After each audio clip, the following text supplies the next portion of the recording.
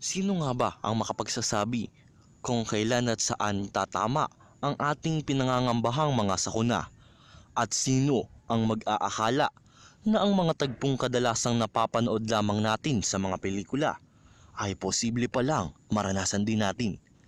Ang ating pagsasawalang bahala, tila niyanig din ang realidad na anumang oras, ito ay nagbabadya. Ang The Big One, pinangangambahan ang paggalaw ng West Valley Fault na maaaring magdulot ng lakas na 7.2 magnitude na lindol.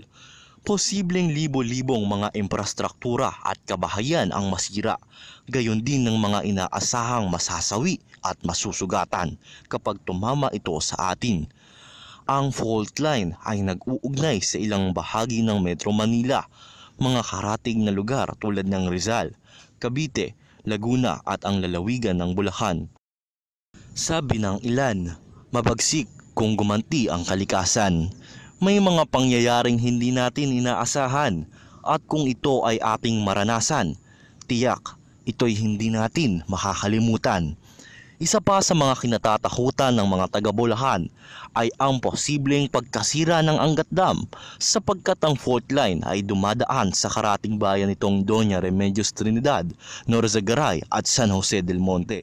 Kundi ng dam break drill. Sapagkat dito sa study ng Tonkin Taylor noong 2012, kung magkakaroon ng 7.2 magnitude na paggalaw na lindol, maaaring maapektuhan ang Angat Dam. Ang Angat Dam ay matatagpuan din sa lalawigan ng Bulacan, At dito sinasabi na maaaring bumigay ang dam, maaaring masira siya, at maaaring magkaroon ng dam break.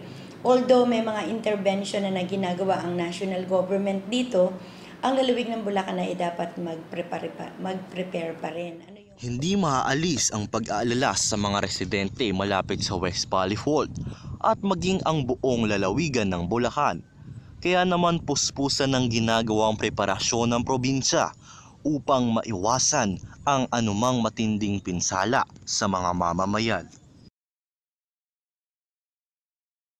Yung ginagawa nating information and education campaign, pagkakapacitate sa mga rescue teams natin, at pagsasagawa ng mga drills and simulation exercises para mas maging aware yung mga kababayan natin, ano ba itong Big One na sinasabi na to, at kung magkaroon ng The Big One, maaaring maapektuhan ng Angat Dam na nandirito sa ating lalawigan.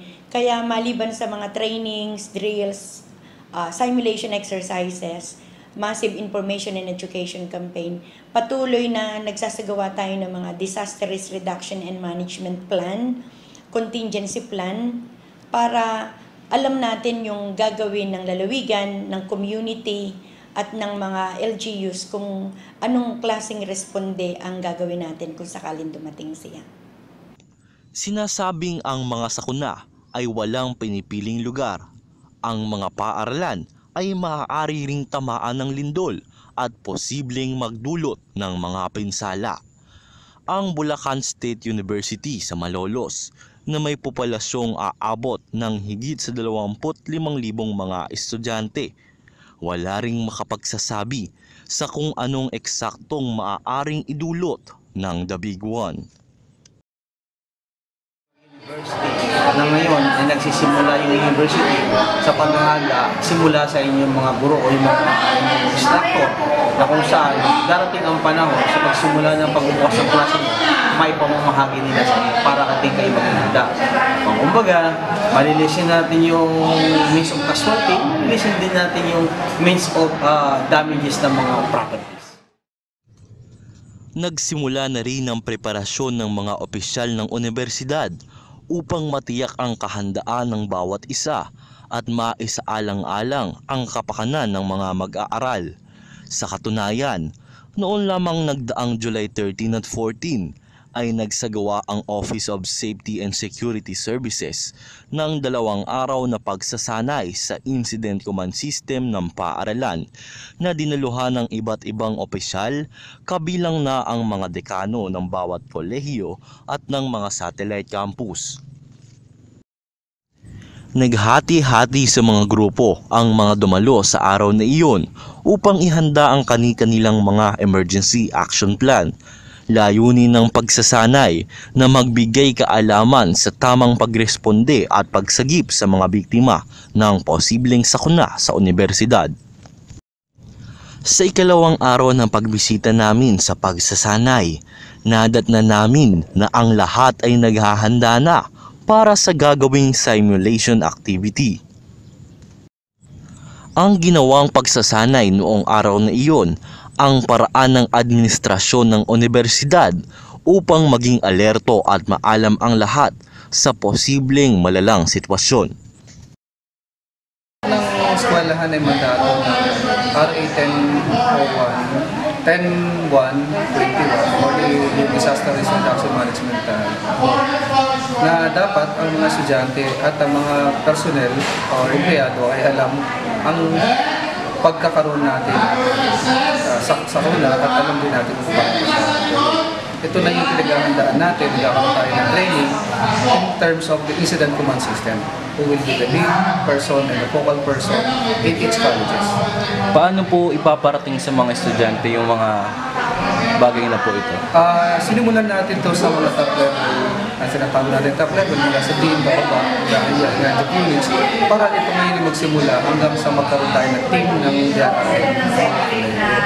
At sa bawat kolehiyo ngayon, magkakaroon nito ng tayo with student government regarding on the security training of each students pertaining to DRRM. Ang kaso, hindi sapat ang mga kagamitan para magamit sana sa mga drills at simulation ng universidad. Sa ngayon, wala pa tayong masyadong gamit dahil wala sa RA 10.1.21 ang pagkakaroon ng allotment for the DRRM. Ngunit ang ating presidente ay handang gumawa ng paraan at makakuha ng funding regarding dito sa DRRM na dapat ay lahat ng kulehiyo process natin ay equipped not only for the training but also with the equipments. Matapos ang seminar workshop na isinagawa para sa mga opisyal, ay inaasahan naman na maisagawa rin ang drills at simulation exercise sa bawat kolehiyo upang sa paraang iyon ay maimulat ang mga estudyante na ang lindol na nagbabadyang dumating ay hindi isang biro. Nakababahala na anumang oras ay maaaring yumanig ang naturang West Valley Fault.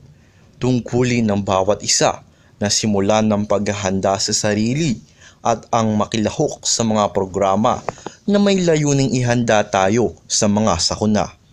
Kadalasan ay ginagawa lamang nating biro ang mga drills at simulation exercises na isinasagawa ng paaralan. Ngunit ang hindi natin alam na ang mga pagsasanay na iyon kalakip ng isang panalangin ang siyang magliligtas sa atin sa tiyak na kapahamakan. Ako si Christian Silencio. Discover the truth, discover the reality, and discover what's behind the scene.